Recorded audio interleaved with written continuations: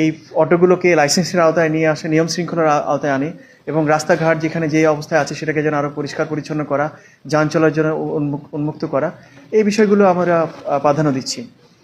অটোর বিষয়টা, এখানে যানজট আছে, আমি দেখেছি সিটি কর্পোরেশনের বিষয়টা, যানজট আছে এবং কিশোর গ্যাংয়ের একটা দৌরাত্ম্য আমরা শুনেছি, যান চলাচল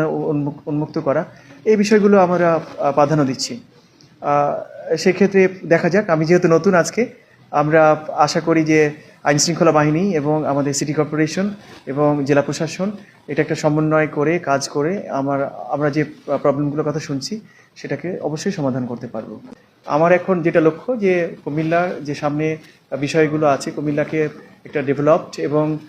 যে সুনাম আছে কুমিল্লার জেলা হিসাবে উন্নত, সেটাকে আরেকটু বেগবান করা এবং কুমিল্লার যে সমস্যাগুলো আছে, আপনি যে বিষয়গুলো বললেন, সে অটোর বিষয়টা, এখানে যানজট আছে, আমি দেখেছি সিটি কর্পোরেশনের বিষয়টা, যানজট আছে এবং কিশোর গ্যাংয়ের একটা দৌরাত্ম্য আমরা শুনেছি, সেক্ষেত্রে দুটো বিষয়কেই আমরা প্রাধান্য দিয়েছি। কর্পোরেশনের এখানে গুরুত্বপূর্ণ একটা ভূমিকা আছে যে যেন তারা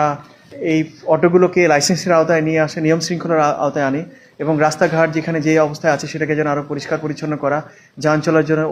উন্মুক্ত করা, এই বিষয়গুলো আমরা প্রাধান্য দিচ্ছি।